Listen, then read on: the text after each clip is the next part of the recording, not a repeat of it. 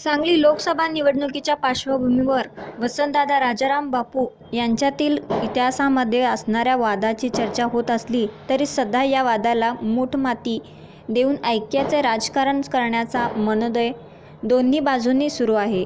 अशा प्रसंगी राजाराम बापूंचे नातू राजवर्धन जयंत पाटील यांनी वसंतदादांचे नातू व सांगली लोकसभा मतदारसंघाचे उमेदवार विशाल पाटील यांना शुभेच्छा दिल्या आहेत।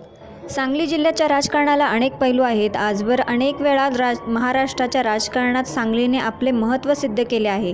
मग ते स्वर्गीय वसंतदादांच्या स्वरूपाने असो किंवा लोकनेते राजाराम बापूंच्या रूपाने असो, आपला सांगली जिल्हा नेहमी चांगल्या लोकांच्या आणि चांगल्या विचारांच्या मागे भक्कम उभा राहतो।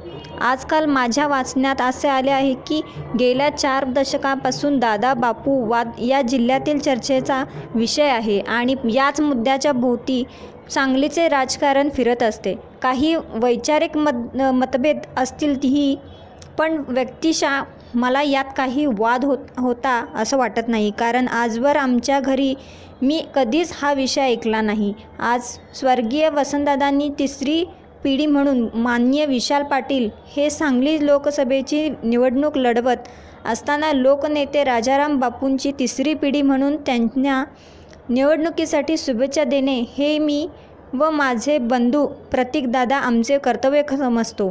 म्हणून स्वर्गीय वसंतदादांच्या नातवाला स्वर्गीय राजाराम बापूंच्या नातवाकडून मनापासून शुभेच्छा।